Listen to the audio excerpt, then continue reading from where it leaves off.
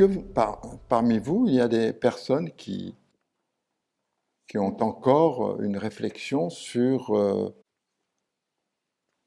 la présence du mouvement interne? Certains d'entre vous ont des expériences avec ce mouvement vraiment très personnalisées. Vous avez vraiment eu ce qu'on appelle des expériences paroxystiques, c'est-à-dire des expériences intimes, privées, profondes,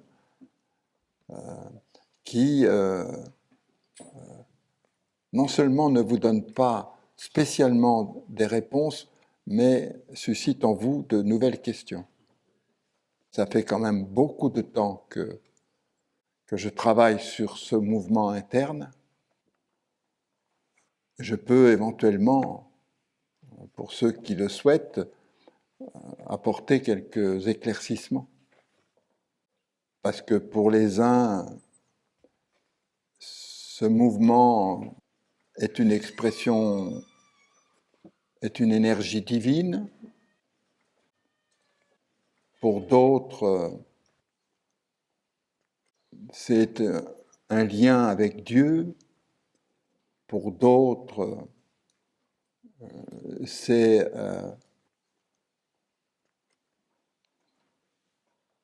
un principe de force naturel qui est relié au principe du vivant. Pour d'autres, c'est un phénomène à la marge. Et je ne suis pas sûr qu'il y ait une homogénéité dans ce principe, vous voyez. Pour d'autres, ils pensent avoir une relation privilégiée avec le plus grand à travers le mouvement. Pour d'autres, vous voyez un petit peu là. Pour d'autres, ils considèrent que le mouvement passe par moi, n'existe que par moi. Ils m'en attribuent la paternité. Vous voyez, vous voyez un petit peu le bazar que le bazar que ça fait. Pour avoir un discours uniforme, homogène, la version officielle, c'est le mouvement est l'expression du principe actif du vivant.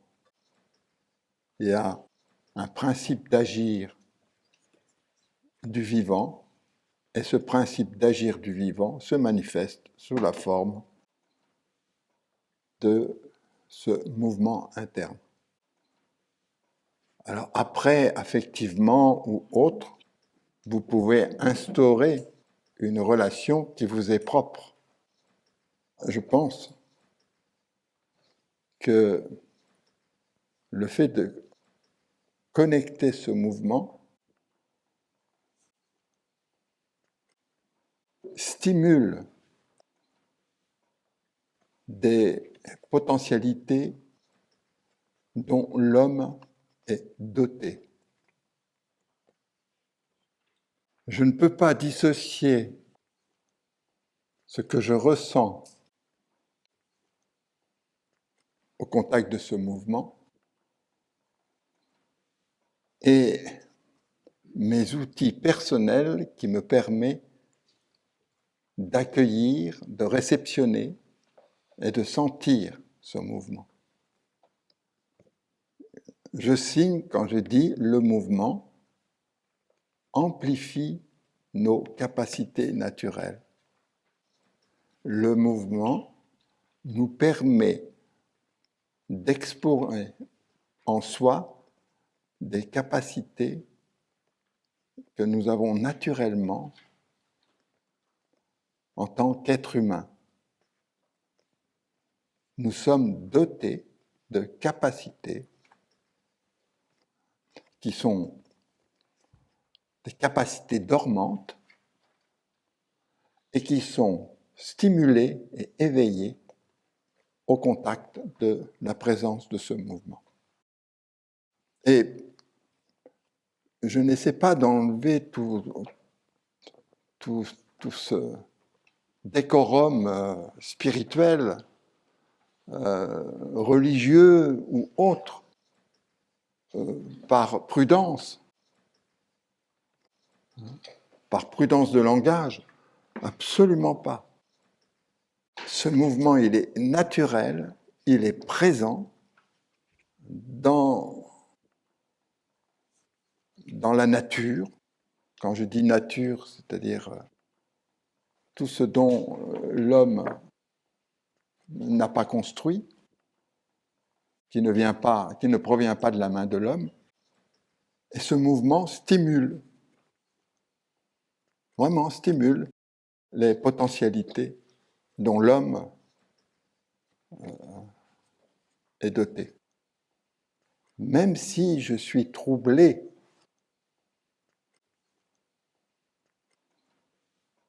quand je dis troublé, ça veut dire intrigué.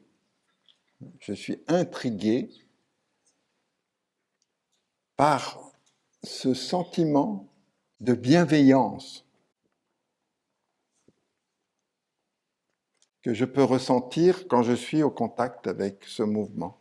Le mouvement, d'une façon incroyable, change totalement notre rapport à nous-mêmes, mais si je change mon rapport à moi-même, ce n'est pas uniquement le fait du mouvement, c'est le fait que ce mouvement stimule chez moi-même la meilleure version.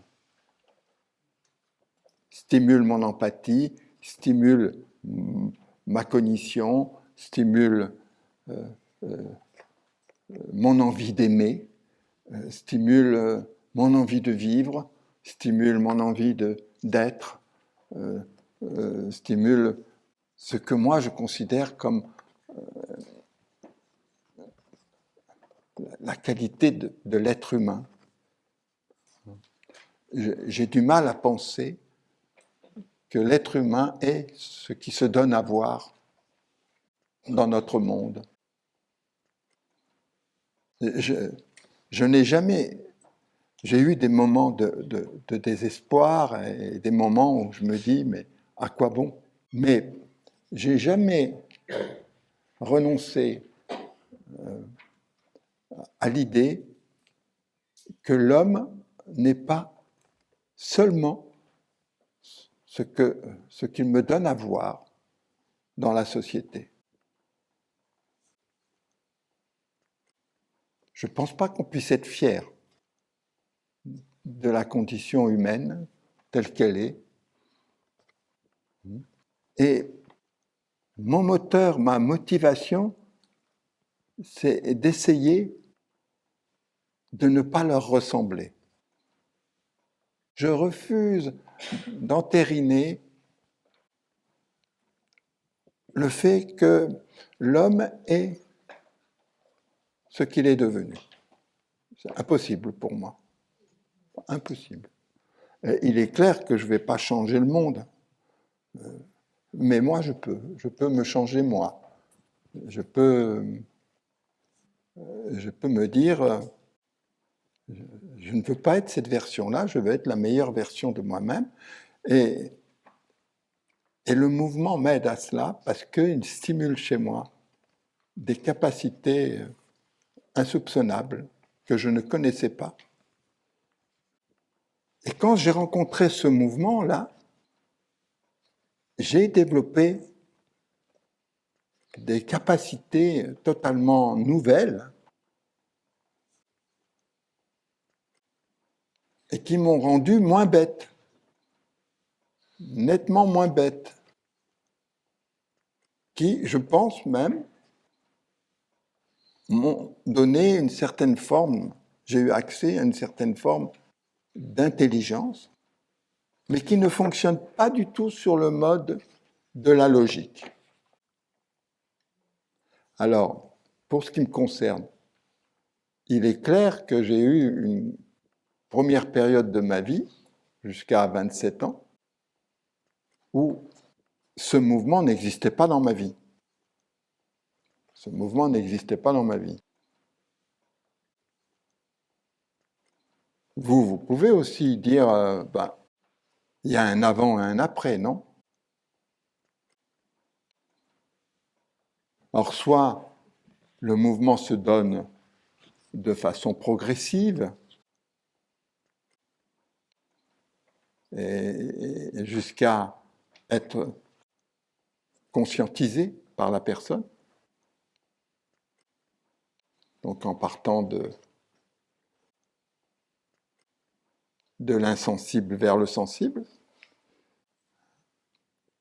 ou soit le mouvement se donne d'un coup, soudainement. On peut définir, ah, je l'ai rencontré ce jour-là.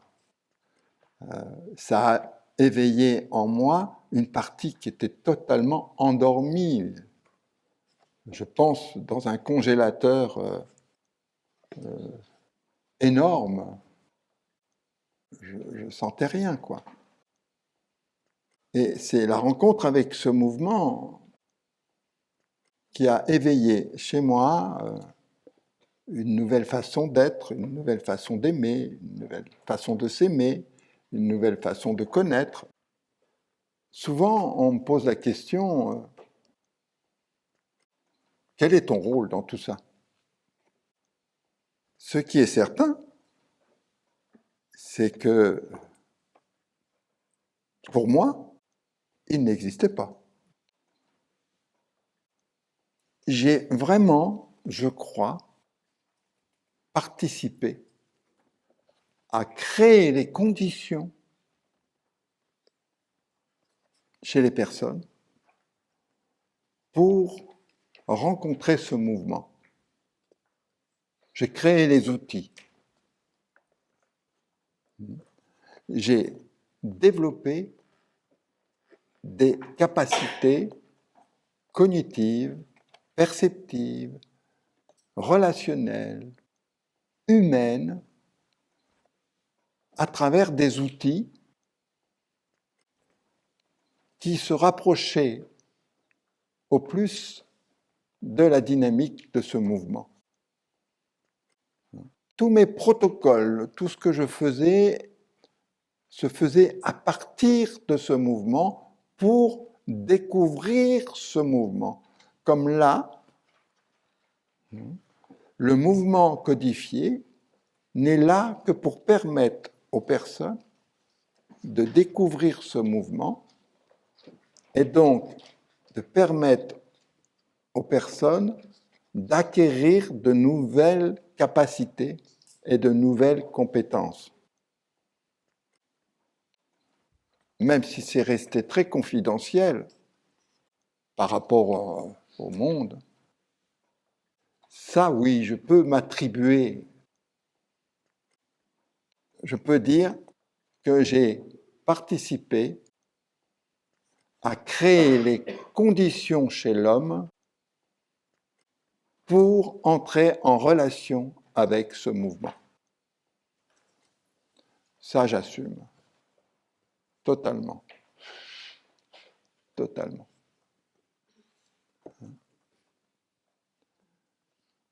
Et je continue. Je continue. Et c'est vrai que les outils sont de plus en plus performants. Mais il y a vraiment une double vie, quoi. Une vie avec le mouvement et une vie sans le mouvement. Avec le mouvement, il y a une valeur ajoutée dans la fibre humaine qui est indéniable, indéniable, indéniable, dans la façon d'être, dans la relation, c'est indéniable. C'est comme si il fallait ouvrir des réseaux, des voies, une nouvelle façon de penser, une nouvelle façon de sentir. Mais l'homme a ça, inscrit en lui. Il est cela aussi.